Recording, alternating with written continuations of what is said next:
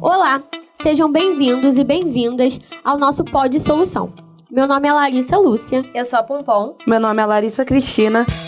E nós somos o Entrando com Solução.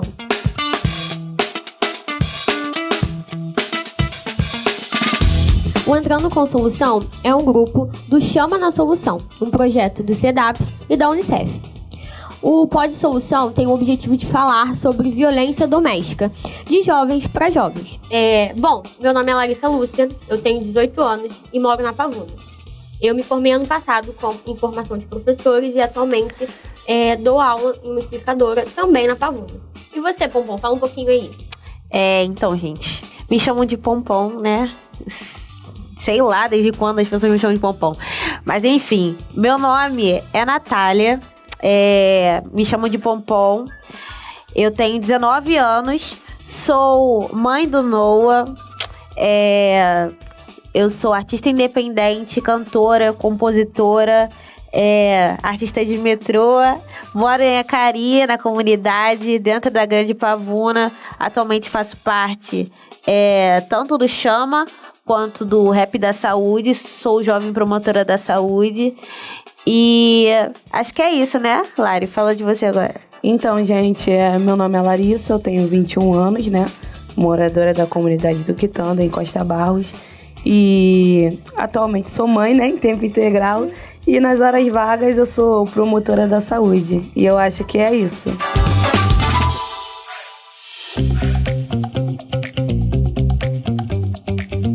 Nesse momento, eu queria perguntar a vocês, meninas, o que vocês entendem como violência doméstica? O que vocês acham que é violência doméstica? Eu acho que no primeiro momento a gente tem que entender que violência doméstica não se limita só à agressão física. Acho que a gente precisa entender que violência doméstica se trata de todo e qualquer ato que limite ou que faça mal a pessoa dentro do âmbito familiar, dentro de casa, seja a mulher ou uma criança ou um idoso. Tudo isso se engloba dentro da violência doméstica. E eu acho que o primeiro passo para isso é a gente entender e saber observar que violência doméstica não é só a agressão.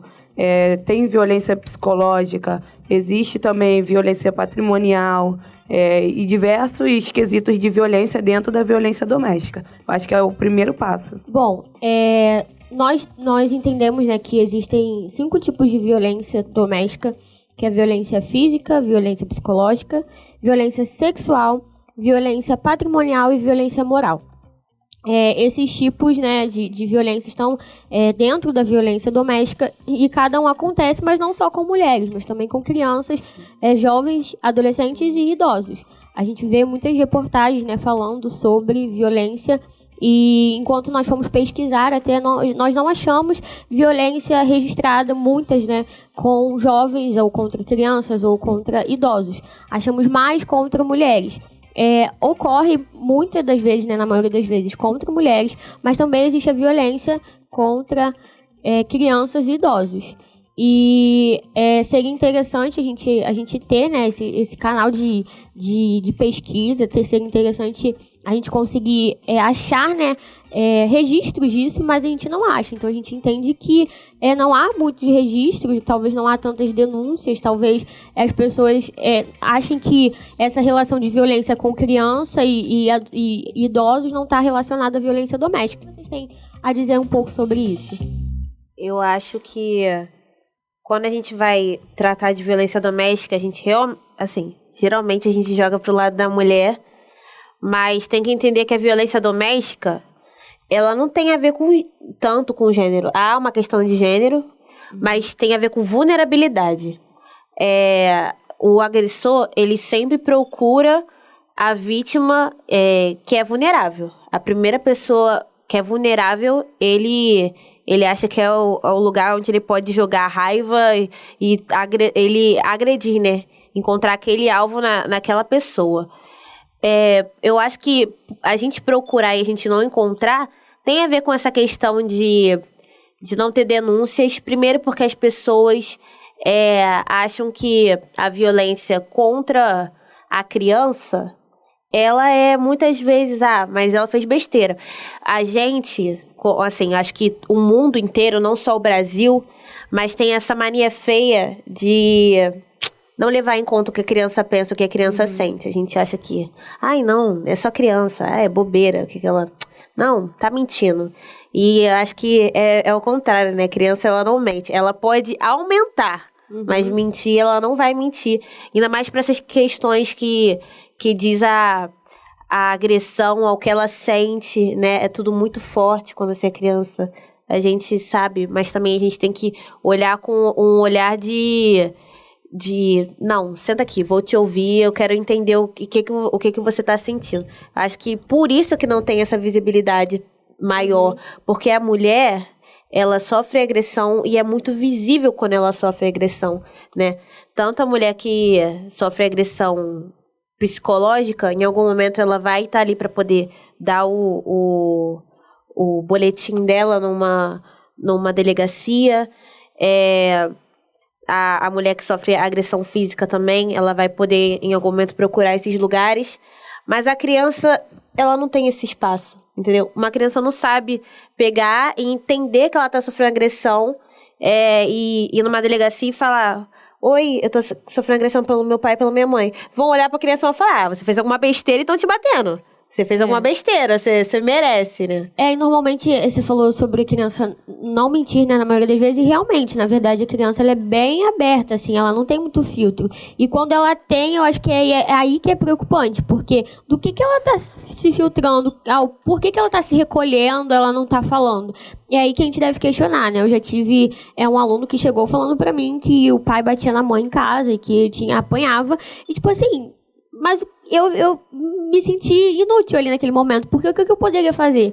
Sabe? Os pais não têm contato direto comigo, sabe? Era mais com o diretor da escola, e o que eu posso fazer nesse momento? Porque é como você falou, as pessoas não entendem violência contra a criança como algum tipo de violência, na verdade. Seja psicológica, seja verbal, seja na agressão física mesmo, as pessoas acham que é simplesmente, é criança, então tá batendo porque realmente fez besteira. Exatamente. Só que não é assim que funciona. A gente vê, onde eu trabalho hoje, uma explicadora, é que crianças chegam lá com autoestima baixa, porque elas sofrem violência psicológica e as pessoas não sabem que isso é um tipo de violência psicológica. Elas chegam lá achando que são burras, falando que a outra é burra porque ouve isso aonde? Em casa. Isso é o quê? Isso é algo normal? Não deveria ser. E aí que a gente se preocupa, né? Porque algumas crianças, como essa que veio falar comigo sobre a agressão que estava acontecendo em casa, ela veio falar como se fosse algo normal, como se fosse algo comum. E não é. Então, por que essa criança está entendendo isso como algo comum? Porque acontece muito na casa dela. Eu, quando criança, eu sofri agressão do meu padrasto.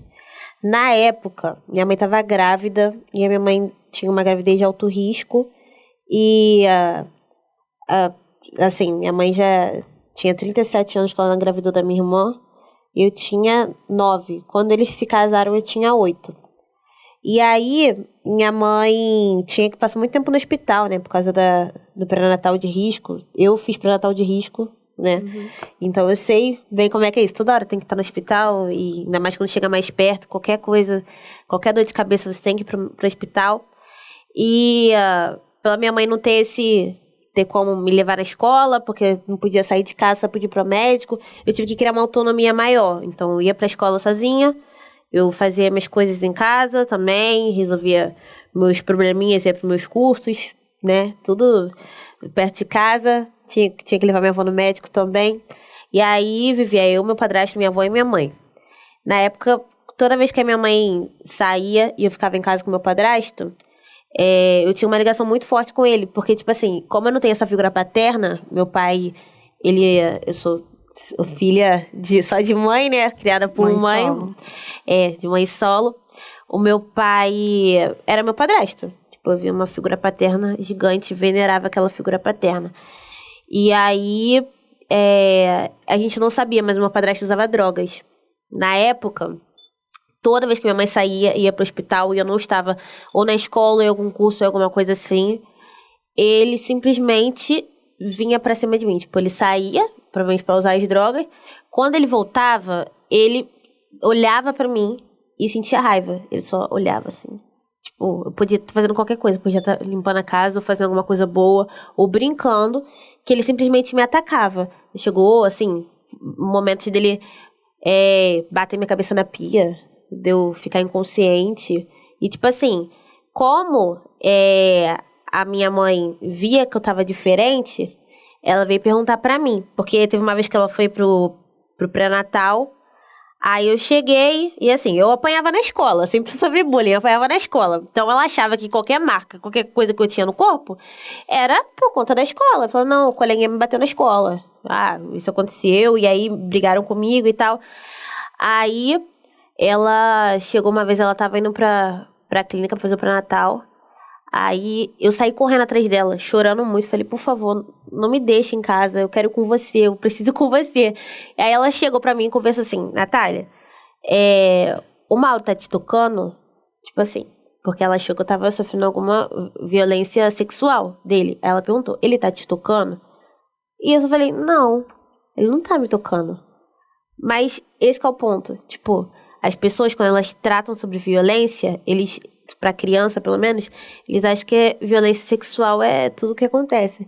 Então, quando ela pergunta pra mim se ele tava me tocando, eu falei que não. Ele não tava, realmente ele não tava me tocando. Não ali, entendeu? Então, eu me escondi isso por muito tempo, porque ele também falava pra mim que se eu contasse pra minha mãe, ela ia perder a minha irmã. A minha mãe podia morrer, porque eu ia estressar ela. E aquilo ali foi me causando coisas assim, eu fiquei guardando. Tive 2 crises de fúria na escola. E a diretora chamou minha mãe pra conversar com a minha mãe, perguntando sobre aquilo. Perguntando se eu tava passando alguma coisa, ou se tava tendo sobrecarga. E minha mãe falou que eu tinha muita parada na igreja, que eu fazia muito curso. Mas, na verdade, eu fazia muito isso porque eu não queria ficar em casa. Eu não queria ficar com ele, eu não queria apanhar. E, tipo assim, quando ela descobriu, a minha mãe ia fazer 1 ano, que ela viu ele me dando uma testada e eu desfalecendo. E ela mandou ele embora. E, tipo assim, até hoje tem coisas que ela foi descobrir há pouco tempo, tipo, que eu conto pra ela. Porque quando você sofre essa agressão, você sendo criança, você, cara, tem coisas assim que você simplesmente não quer lembrar. Então, você vira um adulto com problemas. Eu comecei a ter síndrome do pânico e comecei a tomar antidepressivo. Eu tomo antidepressivo desde essa época, desde os 9 anos. Eu tomo antidepressivo e tinha crise de síndrome do pânico. Então, cara, eu acho que a violência, eu sendo mulher, eu já me preocupo com essa questão da violência, né? Tipo, de um marido ou de alguém, assim, me tratar. Mas penso muito no meu filho. Eu sendo mãe solo, fico, cara, eu nunca quero colocar ninguém na vida do meu filho que possa causar isso. E penso também nessas crianças, porque, como eu disse, a mulher, ela é adulta. Então, a partir do momento que ela pode assim, ter muito medo, mas a partir do momento que ela decidir ir contra essa violência e falar, não, agora eu vou denunciar, agora eu vou correr atrás e isso vai acontecer, eu não quero mais essa pessoa na minha vida, ela pode escolher. A criança não. Ela não pode escolher, sabe? O que ela vai fazer? Ela vai reclamar do pai dela, mas e aí? Ela vai pro orfanato?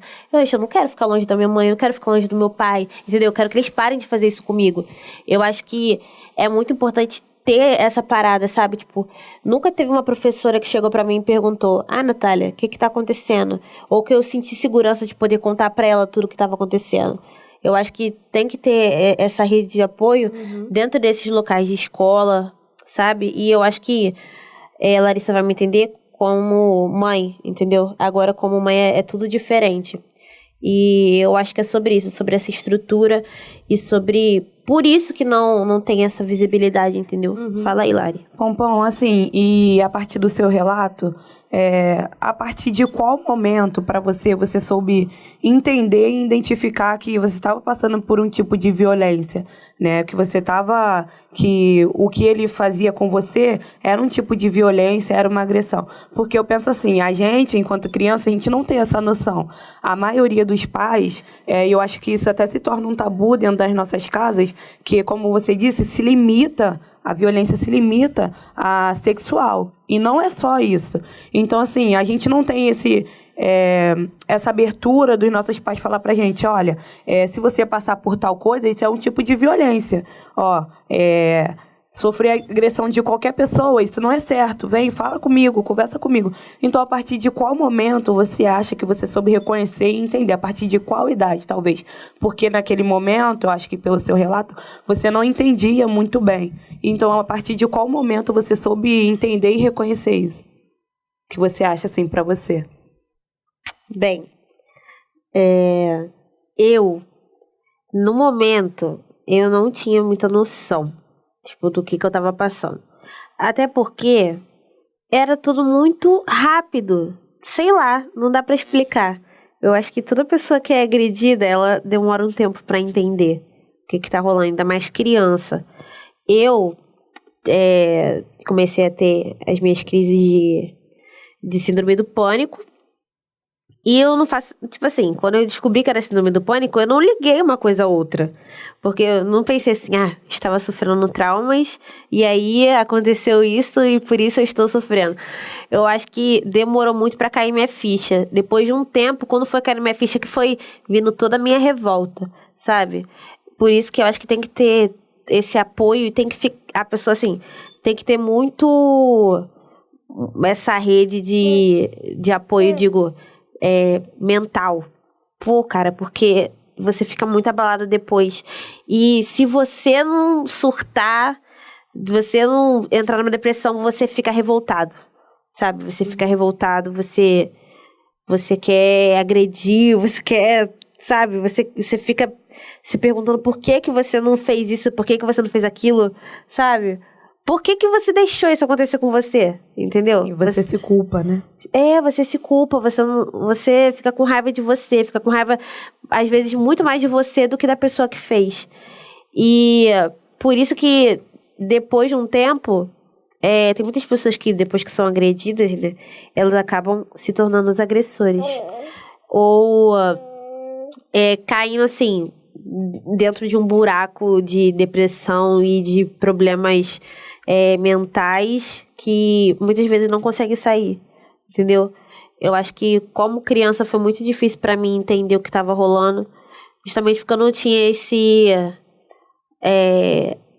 sabe, essa referência de ajuda pra poder explicar pra mim como eu poderia, né, entender o que é violência, sabe? Esse trabalho que a gente tá fazendo, eu acho que ele é importante por isso, tipo, pra mostrar para as pessoas que violência não é só você tá com o olho roxo, sabe? Violência também é quando alguém fala com você e você fica assim, ó, sabe? Perplexo, meu Deus.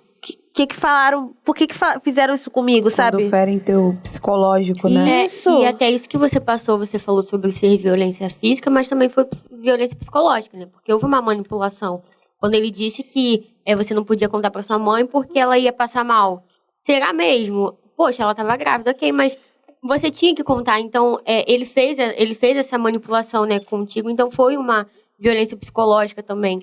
Então, a gente vê que, às vezes, a violência psicológica também não tá tão descarada, assim, né? Ela tá entre linhas. E como que a gente percebe isso? Como que você conseguiu perceber, né, só depois das suas crises, entendeu? Só depois de um tempo. Então, será que todo mundo vai precisar passar por uma crise, viver um momento no buraco, para entender que tá passando por um tipo de violência, sabe?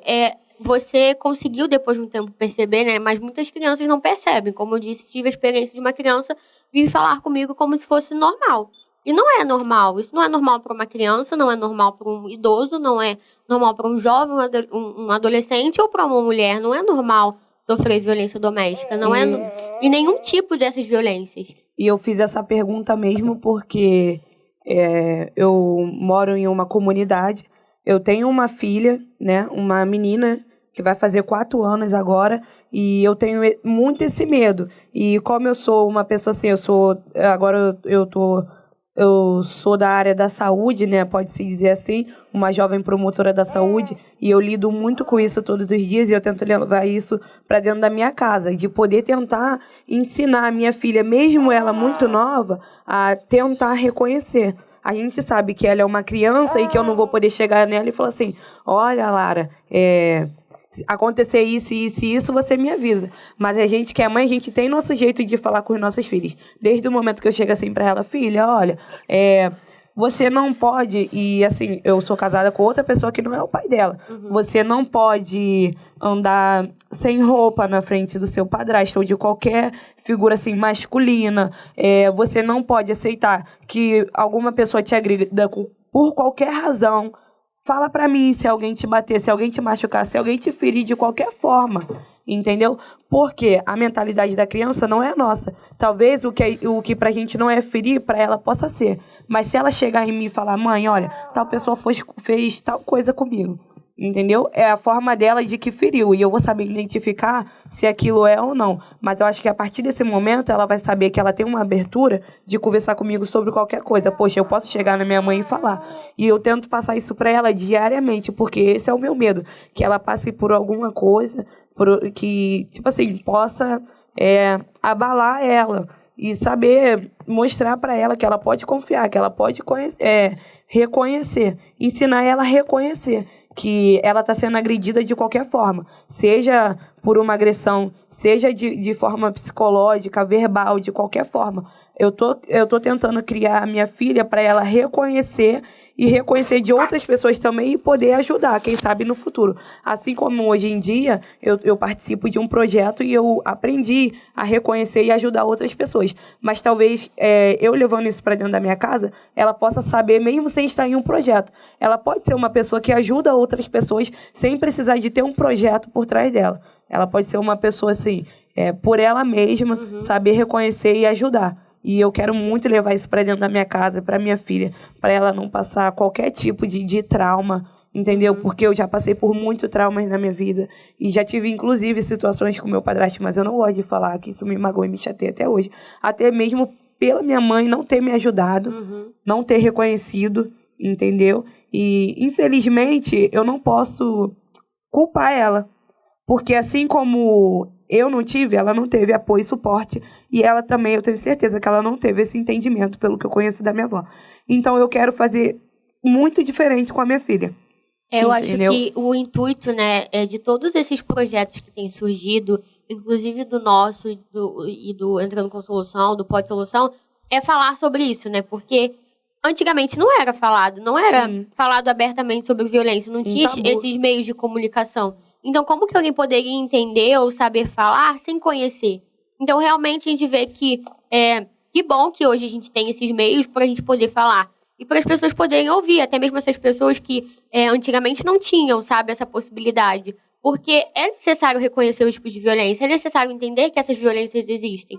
E assim, a gente foi para o meio da violência, né, em relação à criança, porque a gente está aqui no meio, né, de duas mães e de uma professora que vive com crianças, mas também a violência, né, contra a mulher e contra os idosos, assim, em grande escala, né, e também na violência, nesses tipos de violência, há a violência psicológica, né, e os outros tipos de violência que eu citei aqui, que as pessoas não reconhecem. Quando um cara chega casado, né, seja ele ou não, com a mulher, e o cara chega, pega as coisas dela, mexe no cartão pra sair, pra quebra um celular.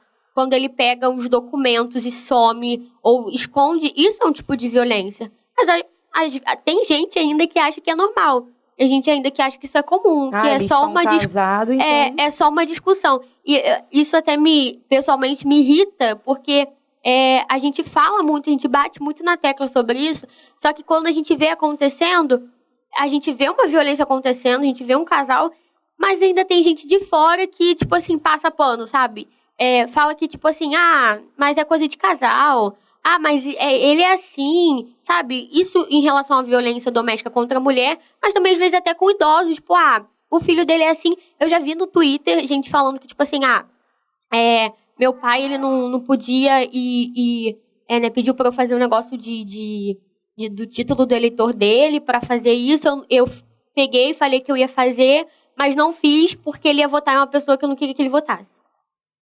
Isso não é um tipo de violência? Porque não tá indo contra os princípios de alguém? Não tá, contra a vontade do idoso. Contra a vontade? A pessoa não pode ir. Ela tá confiando em alguém pra ir, pra fazer algo, e a pessoa simplesmente não faz, sabe? A pessoa tá negligenciando, sabe? Então, assim, e as pessoas acham que é normal, é engraçado, ou então, é o jeito da pessoa, não leva isso em consideração.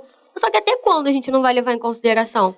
até que ponto a gente não vai levar em consideração? Até o ponto de haver uma necessidade muito grande e a pessoa não tá nem aí, seja pro idoso, seja pra mulher? Sabe qual é a parte mais triste nisso, Lari? É que as pessoas só entendem isso quando elas passam. E a gente quer ir contra isso, a gente quer criar uma política de prevenção, né? A gente não quer ter que pegar e falar assim, ter que mostrar lugares. É claro que vamos fazer isso, mas a gente não quer ter que mostrar lugares para se você passar, entendeu? A gente quer prevenir você de não passar aquilo, entendeu? Até porque a gente não tem essa estrutura, a gente não está preparado para as pessoas que estão dispostas a denunciar, os idosos que estão dispostos a denunciar, porque muitas vezes eles não respondem mais por si mesmos. Sim. Tem muita gente que já tem essa questão, que tipo assim, o filho é procurador daquela pessoa e ele cuida do dinheiro, ele cuida de tudo e acaba sendo que nem uma criança. Porque um idoso na mão de um filho que responde por ele é que nem uma criança. Ele não tem mais a vontade dele, sabe? Ele não pode simplesmente. Não tem mais autonomia. Ele não pode simplesmente sair daquilo ali. Ele não pode pegar, levantar do leito dele, que às vezes tem muita gente que tem essa dificuldade, não pode levantar do leito dele e falar: eu não posso ficar aqui porque aqui é insalubre, aqui não. Eu não tenho a estrutura que eu preciso, entendeu? E tem gente que acha que é assim, não, mas dá comida, entendeu? Eu dou comida pro meu pai, então tá tudo bem, mas não é dar comida. Eu já vi alguns casos em relação ao idoso, o sogro da minha irmã, né? Ele vivia em uma casinha, né, na comunidade, e a filha dele pegava a pensão, comprava, tipo assim, quase coisa nenhuma, levava a comida pra ele na hora que bem dava na telha dela, e ele ficava lá com a roupa suja. Ela não cuidava dele, então ele fazia tudo na cama, a cama podre, e minha irmã, que tinha que ir lá às vezes para poder ajudar, mesmo sem pegar nada, sem nem tocar no dinheiro dele, ela fazia isso para poder ajudar, porque a filha dele não fazia. Mas o que ele podia fazer? Ele não conseguia sair dali, ele não conseguia ir até o banheiro, ele não conseguia falar com alguém, então ele dependia da boa vontade de outras pessoas. Então assim, só que as pessoas não veem isso, acham isso normal. Também tem a questão eu até lembrei aqui agora, de pessoas com deficiência mental. Na minha rua há um tipo de pessoa assim, e a família, né, tem o benefício, né, que recebe essas coisas todas, e a família quase não aparece. Ele fica andando pela rua, aparece só pra dar comida, uma vez ao dia, compra quentinho e leva, e o cara fica andando na rua o dia inteiro, sabe? Não tem um cuidado, não tem alguém cuidando. E o que pode fazer por aquela pessoa? Cadê a pessoa que deveria estar ali cuidando? Sabe, que deveria estar dando suporte. E não existe essa pessoa, não existe também um apoio para essa pessoa. Porque se a família não tá nem aí, quem vai estar? É verdade. E essa parte de PCD e de idosos é muito, muito, muito, como diz, delicado. Sabe por quê? Porque como eu sempre vou tocar nessa tecla de comparação, uma mulher, ela pode, em algum momento, se ela não, Deus me livre, né, morrer, né, ela pode tomar essa posição de poder sair dali, de poder, de alguma forma, né, ela conseguir a autonomia dela. Uma criança vai crescer, vai virar um adulto, com traumas ou sem traumas, vai conseguir sair dali, daquela agressão doméstica. Agora, uma pessoa com deficiência e um idoso, não tem. Como é que ele vai ser ouvido? Não tem essa estrutura. Eu acho que é um momento... a parte que entra a saúde pública. Tipo, onde eu moro, tem essa... na clínica da família, tem uma galera que vai em casa, né? Pra atender isso, os agentes. Eles vão em casa... Na casa da pessoa, a galera entra mesmo. Assim, onde eu moro, a galera entra mesmo na casa. Assim, oi, tudo bom? Como é que tá aí? Muitas iam lá pra ver minha avó. Aí, tanto pra colher exame, né? Mas olhavam a minha avó. Olhavam assim, tipo, dava pra ver que eles estavam reparando pra ver se minha avó tava sendo bem tratada. Então, esse é o papel da saúde pública, dos agentes de saúde. A gente faz parte do Rap da Saúde. Eu acho que isso também é muito importante, da gente ver as pessoas com deficiência, as pessoas, os idosos, essas pessoas que não têm voz, mas que nós vamos ser, o olho dessas pessoas, sabe? Porque muita gente está dentro de casa, muita gente está aqui, e não pode sair, não pode falar, e não tem para onde corre.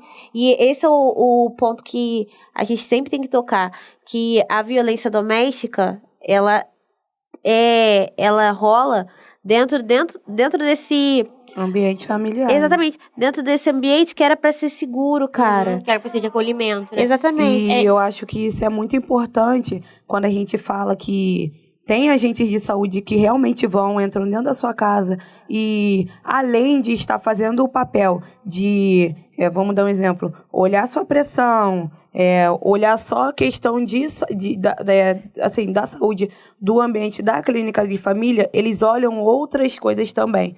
Entendeu? E como você disse, tipo assim, saúde pública, eles estão ali olhando se o idoso está sendo bem cuidado, se ele está sendo bem tratado, se ele está precisando de alguma ajuda. E a gente precisa entender que esse espaço, entendeu? Aquela clínica da família, aquele posto de saúde, é um espaço para qualquer pessoa, seja a mulher, um idoso ou talvez uma criança, que mesmo uma criança não tenha muito acesso, que pode estar indo lá, entendeu? Está pedindo ajuda, está pedindo socorro, entendeu? E lá você pode, com certeza você vai encontrar ajuda de alguma forma, entendeu? Eles vão poder estar acionando as autoridades, e na maioria das clínicas da família e dos postos de saúde, eu sei que às vezes tem muito pouco, mas na maioria das vezes eles têm um assistente social capacitado para poder ajudar, entendeu? Um psicólogo ou uma psicóloga capaz de te ajudar, entendeu? E de te oferecer apoio.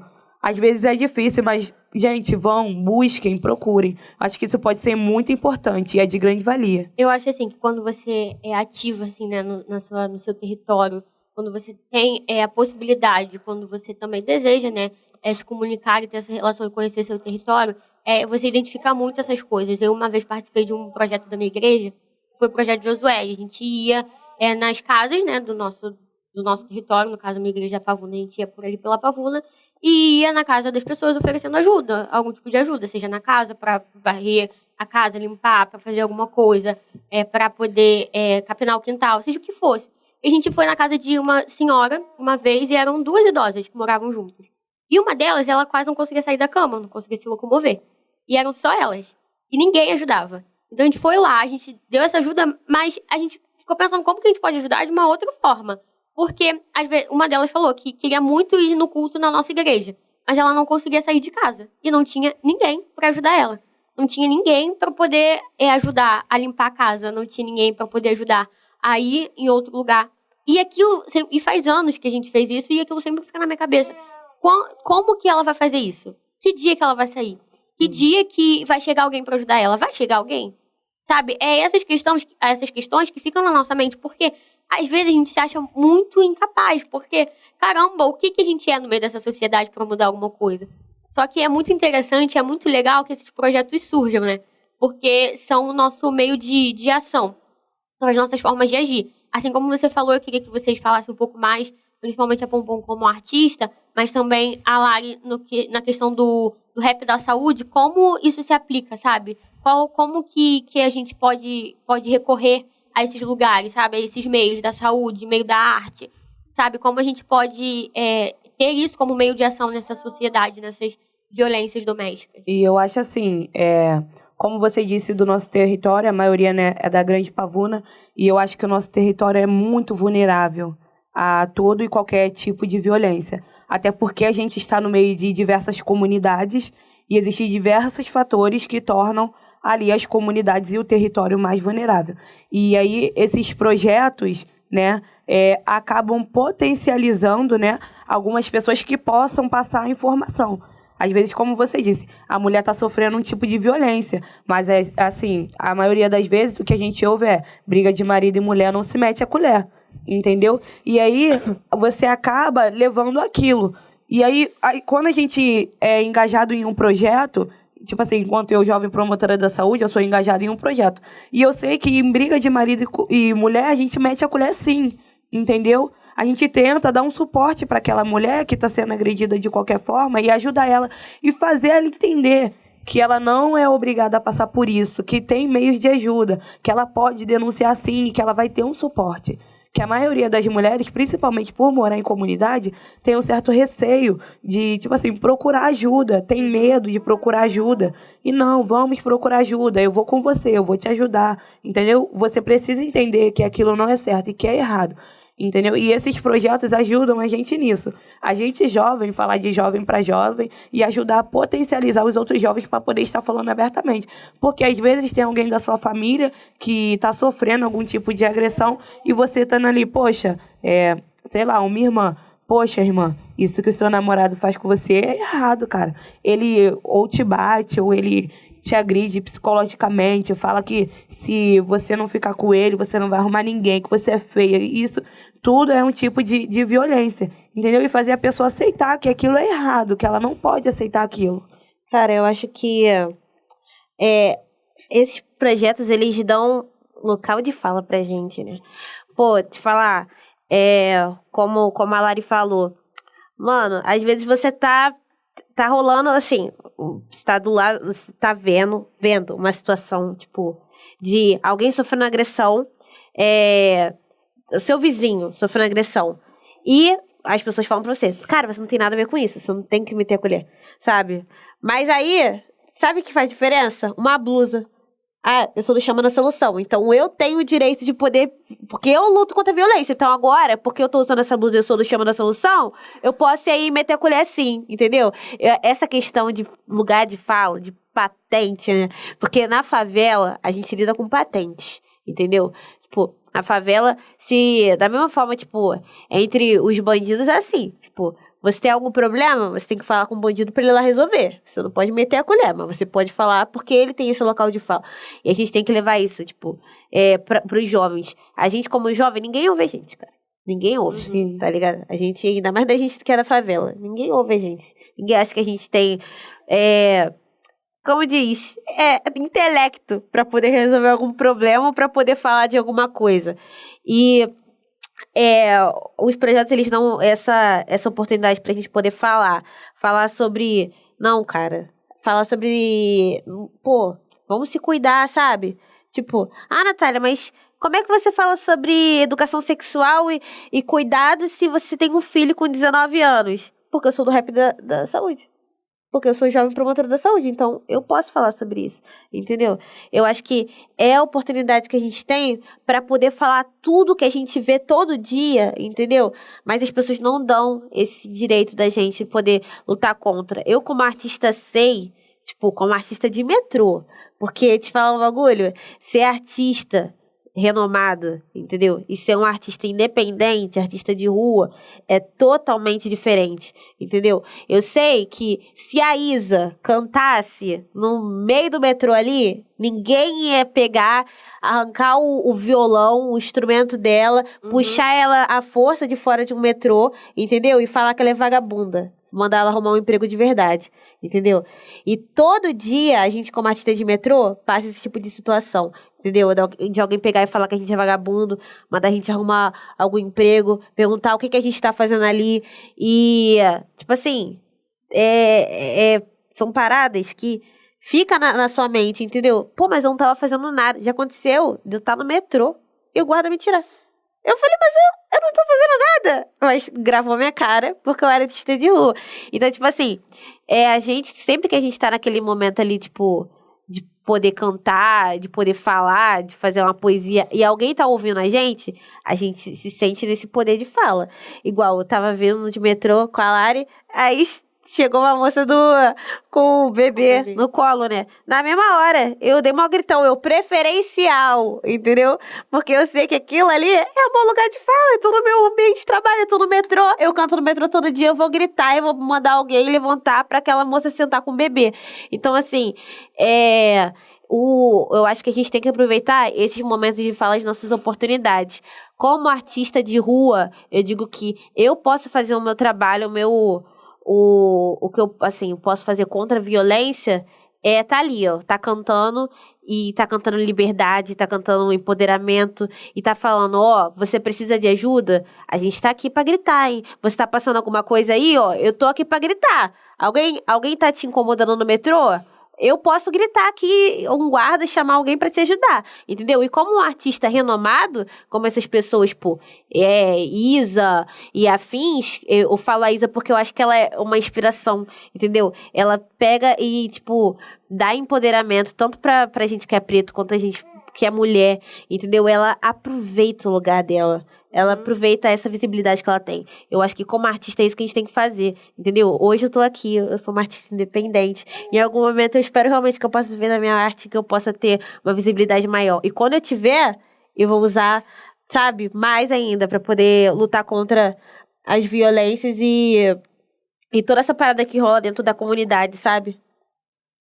Então, você falou assim sobre o metrô e eu lembrei de uma parada que aconteceu comigo e mesmo assim, eu tendo um pouco do conhecimento, eu acho que quando algumas coisas acontecem, a gente fica abismada. E era uma parada que eu tinha esquecido e você falando assim, tipo, um meio de violência no metrô e eu lembrei. Teve uma vez que eu estava no metrô e um cara estava encostando em mim e assim, eu senti o negócio dele crescendo e tipo eu tendo o conhecimento na hora, eu gelei e fiquei desesperada. Nossa, o que que eu faço? Eu grito, eu empurro ele, eu agrido, não sei, o que que eu faço? E mesmo eu tendo esse conhecimento, na hora eu paralisei. Tipo, será que isso está acontecendo comigo mesmo ou será que é só uma impressão porque o metrô está muito cheio? E eu paralisei e eu sentindo ele roçando para um lado e para o outro e o negócio crescendo. E eu, meu Deus, eu comecei a ficar desesperada e veio a vontade de chorar. E mesmo eu tendo esse conhecimento. Aí teve uma hora que eu não aguentei, eu empurrei ele. Eu falei, sai de perto de mim, seu nojento, imundo, não sei o quê. Você está me importunando e tal. E sabe o que é? Todo mundo olhar e ninguém fazer nada. E eu falar o que ele estava fazendo. E ninguém, tipo assim... sei lá, sai de perto dela ou vem pra cá e não sei o quê. E tipo assim, você passar por um tipo de agressão, né? E uma importunação sexual e ninguém te ajudar. E um monte de mulher ali. E teve uma menina que aparentava ser mais nova que eu. E ela me puxou, ela falou, vem pra perto de mim. E o cara só, tipo assim, saiu andando pelo meio do metrô. Normalmente. E eu fiquei lá chorando e com uma cara de taxa envergonhada por eu ter falado alto o que aconteceu e ninguém me ajudar. Imagina alguém, então, que passa por isso dentro de casa, sem ninguém ver, e contando, e o constrangimento, porque eu imagino que seja isso, sabe? Quando a gente passa por alguma situação dessa na rua, a gente fica totalmente constrangida, como se a gente estivesse praticando o ato, não outra pessoa. Então, imagina a pessoa em casa, sabe? Seja a criança, seja um adolescente, seja uma mulher, passando por esse tipo de coisa, sabe? Como que ela conta pra família? Como que ela age em relação a isso, sabe? E nesse momento, o Pod Solução, a gente está aqui para falar sobre isso, para alertar, para dar conhecimento, para dar visibilidade a essas situações e dar um norte, sabe? Uma saída. Porque, cara, a gente não vai conseguir achar a solução total, talvez, do problema, sabe? Mas a gente consegue nortear, a gente consegue dar como diz o nome do projeto, né? Uma solução para isso. E se a solução é prevenir, a solução é te avisar como isso acontece, quais são os tipos, como que você entende que isso é uma violência, então a gente está aqui para isso. Então, acho que a primeira coisa, né, que é necessário a gente entender é identificar, né, que a gente precisa identificar os tipos de violência. A gente precisa entender quando está ocorrendo uma violência, sabe? E, assim, é muito difícil, não é sempre fácil, sabe? É a gente entender que realmente, de fato, estamos vivendo uma violência. Ainda mais, a gente nunca pensa que pode ser com a gente ou com quem está muito perto da gente, né? A gente acha que não é isso, que a gente tá viajando, mas acontece. E, assim, como que a gente vai identificar? Eu tenho aqui algo que eu quero só mostrar um pouquinho, que são os tipos de violência, para a gente entender melhor como que acontecem algumas delas. A violência física são ações que ofendam a integridade ou a saúde do corpo, como bater, espancar, empurrar e etc.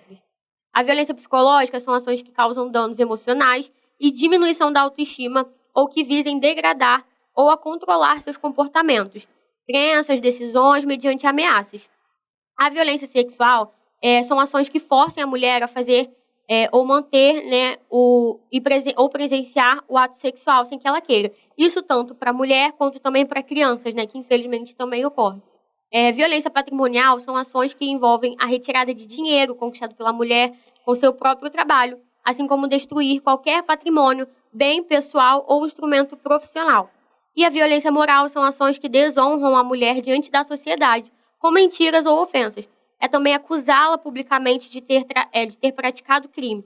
São exemplos: xingar diante de amigos, acusações de algo que não fez, e etc. E isso vale tanto para a mulher, quanto para crianças, quanto para idosos. Sabe? Não está voltado apenas para a mulher, mas isso pode ocorrer com qualquer um.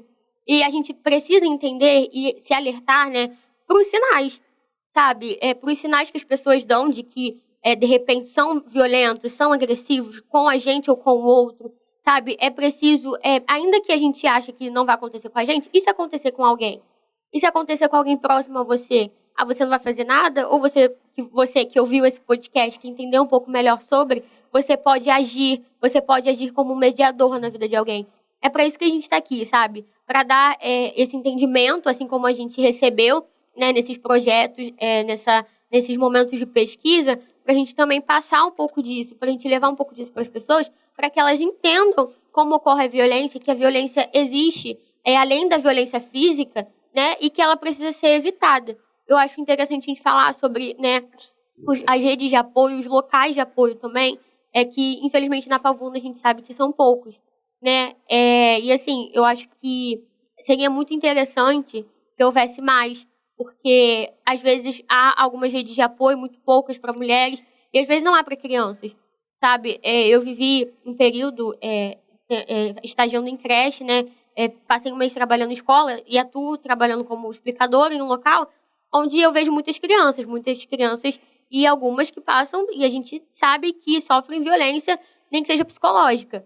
E aí, como que a gente pode ajudar nisso? Poxa, eu, não sendo o meu papel, mas eu podendo fazer, eu vou ajudar, eu vou auxiliar, eu vou fazer a minha parte até onde eu posso.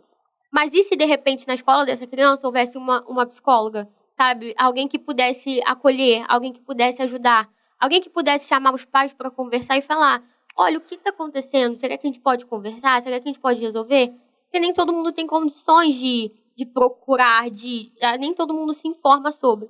A gente está aqui também para informar, né, como a Larissa já informou, sobre a clínica da família, né, sobre a possibilidade de entrar em contato com o psicólogo, com agentes de saúde, não é isso? Para poder ajudar nessas questões, né? Porque como violência doméstica, né, está relacionada ao lar, a gente precisa de alguém que também possa chegar até o nosso lar de repente, ou que a gente possa, né, entrar em contato do nosso lar para a gente poder, né, ter essas ações. E assim, esse é uma dos nortes, né?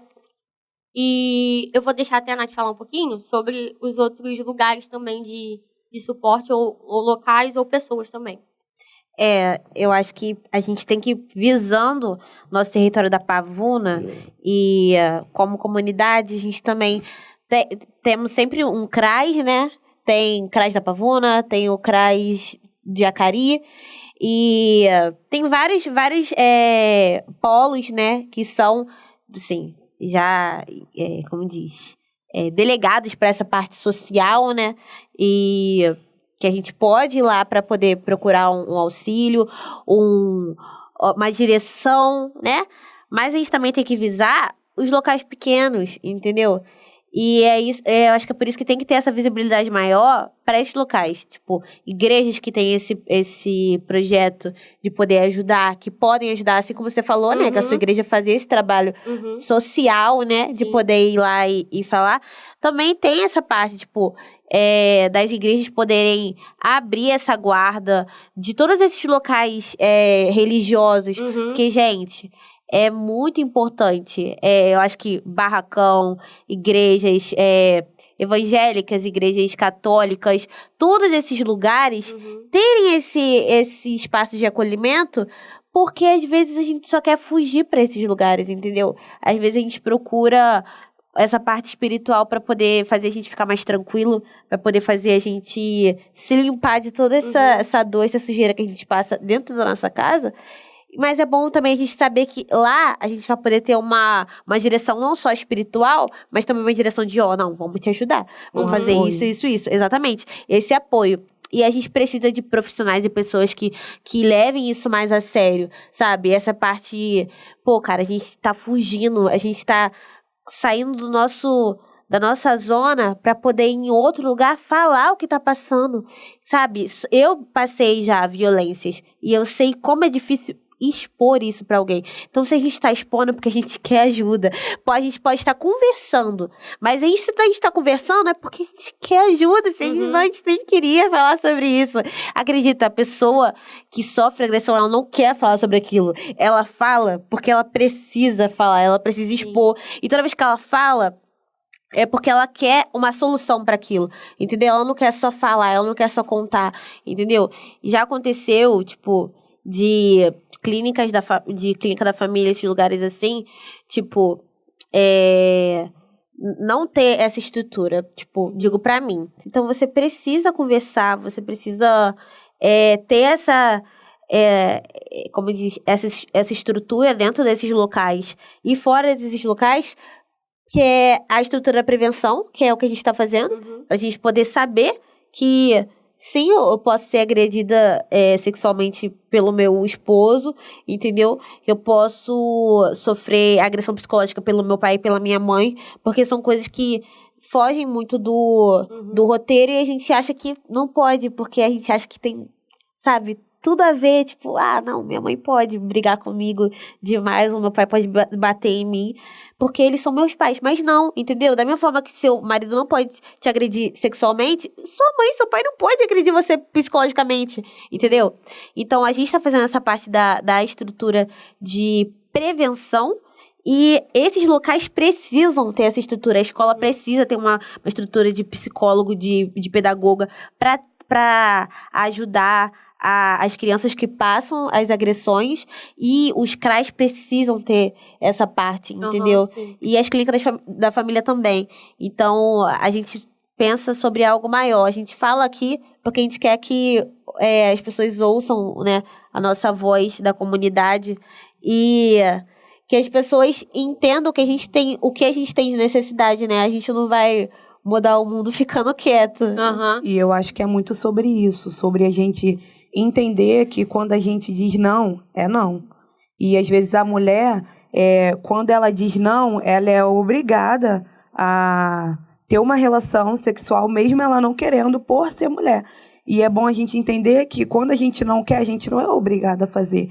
E se ele obriga, é um tipo de abuso, é o tipo de violência que ele tá, mesmo seu marido, seu namorado, ou o cara que mora com você, seu companheiro. Gente, não aceitem, entendeu? Busquem ajuda, você não é obrigada. Aí, às vezes, você tá lá, poxa, hoje eu não quero. Ai, mas hoje eu quero, você vai ter que fazer. Não, eu não tenho o que fazer. E se você não me respeita no momento que eu não quero, eu acho que você não é um bom companheiro para mim. E a gente tem que ter muito isso. Mulheres, saiam, fujam de relacionamentos de pessoas que não te respeitem, de pessoas que a humilhem, entendeu? De pessoas que dizem que vocês são obrigadas e que vocês têm que fazer, vocês não têm. Entendeu? Vocês têm que ser respeitadas. E eu ouvi essa frase e eu levei isso pra minha vida. Entendeu? Então eu fujo de qualquer pessoa ou de qualquer relacionamento onde eu não sou respeitada, onde eu não sou ouvida e onde eu sou humilhada. Entendeu? Eu, enquanto uma jovem promotora da saúde que passa experiências e vivências para outras mulheres e adolescentes, eu não posso aceitar isso. Entendeu? E não é certo aceitar. Então, assim, às vezes a gente tem que dizer um basta, mesmo que seja difícil, porque a gente sabe que tem mulheres que são apegadas emocionalmente, e para essas mulheres é mais difícil ainda pedir ajuda, entendeu? E largar. Mas é o que a gente tem que fazer.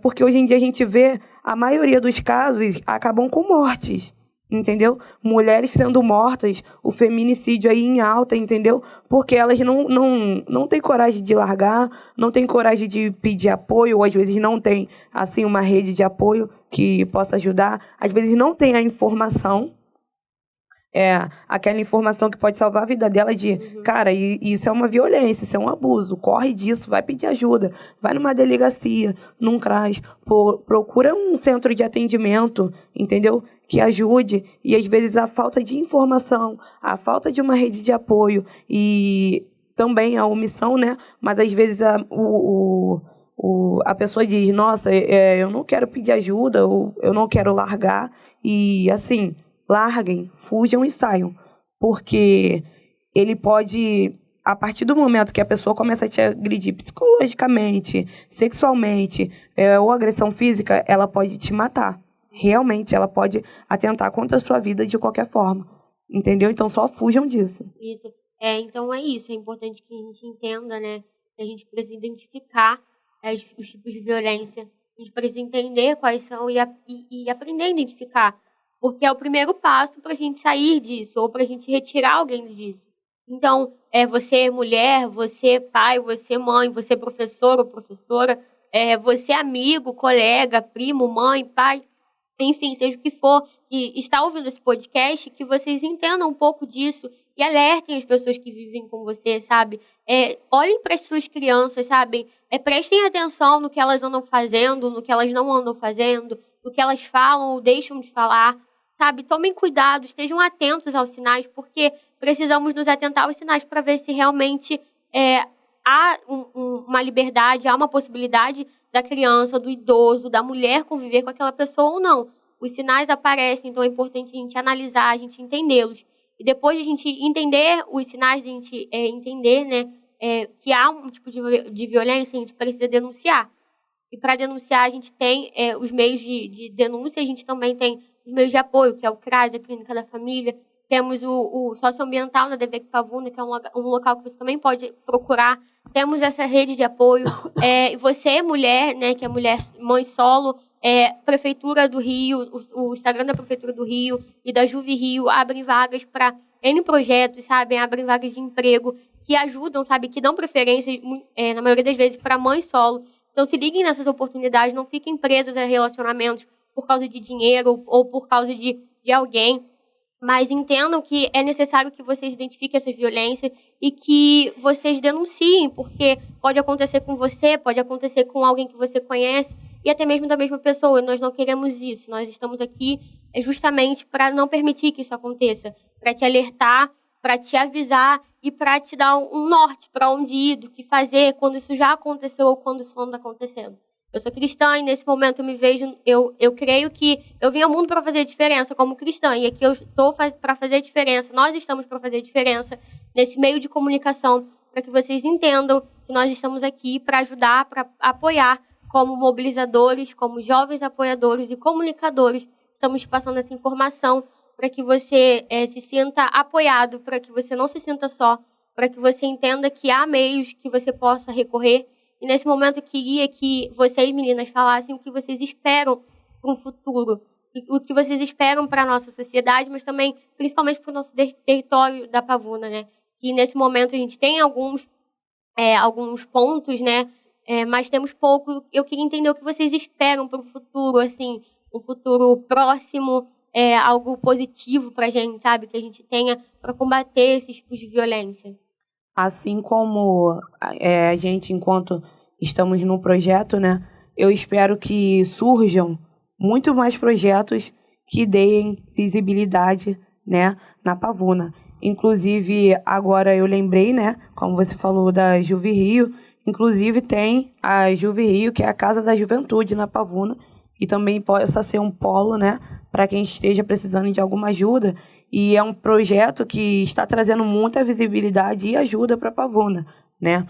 E eu espero isso mais no futuro, que tenham mais redes de apoio, né? Que tenham mais lugares onde a gente possa ir, não só para, tipo assim, buscar ajuda, mas talvez para recorrer se estiver passando por qualquer aperto, qualquer necessidade.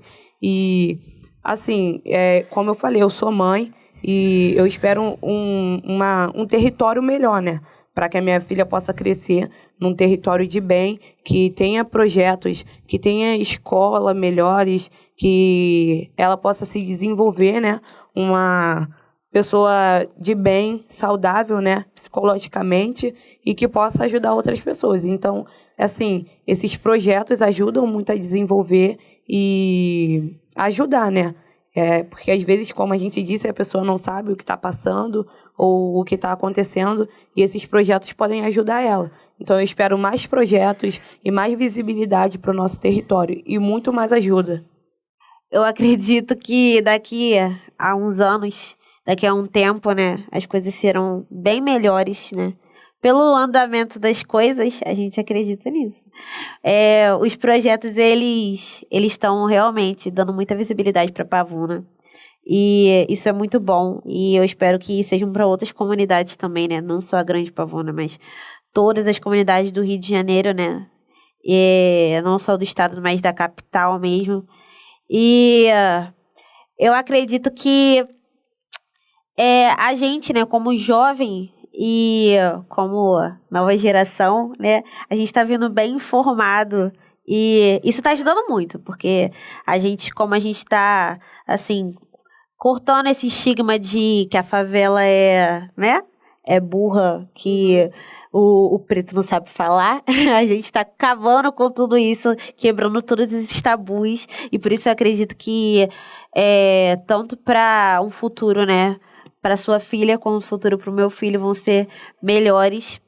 E eu realmente quero agradecer muito essa oportunidade de a gente estar aqui, né, agradecer ao Unicef, agradecer ao CEDAPS, agradecer ao CRIAR, que está, né, disponibilizando o estúdio que a gente está gravando esse podcast e toda essa estrutura do áudio pra gente. E eu realmente acredito que o Chama na Solução, né, ele vai ser o início. O Chama na Solução, ele é o início de muitos jovens, né, e o Entrando com a Solução vai ser o início de um grande projeto, que é esse podcast maravilhoso, que eu espero que tenham vários episódios. E se você gostou muito do nosso podcast, se você quer saber mais sobre o nosso trabalho, se você quer compartilhar isso pra galera, tanto da Pavuna quanto pra outras áreas, é só você seguir a gente no EC Solução. EC Entrando, né, com Solução. Segue a gente no Instagram, EC Solução. E eu vou estar passando para a Lari, né? Para a Lari dar a nossa última palavra. E Lari. Muito obrigada por terem nos ouvido até aqui. Nós estaremos no Instagram postando mais informações, falando um pouco mais sobre quem somos e a nossa iniciativa. Se você curtiu, né, o nosso podcast, deixe o seu like aí. Não sei onde, mas deixe. Nos acompanhe nas redes sociais. E fique por dentro, porque quem sabe nós lançamos o próximo episódio. E você pode mais uma vez compartilhar com a gente e debater um pouco mais sobre o nosso território, as violências e falar sobre coisa boa também, que é o que a gente gosta. Mais uma vez agradecemos ao CEDAPS, à Unicef, ao CRIAR e agradecemos a cada um, as meninas que estão aqui, a cada um dos nossos apoiadores e incentivadores, né? E muito obrigada por nos acompanhar, por nos escutar. E esperamos que nós possamos, com esse Pod de Solução, fazer diferença na sua vida e realmente te dar uma solução. Agradecemos, beijinhos e até a próxima. Tchau. É isso aí, tchau, galera.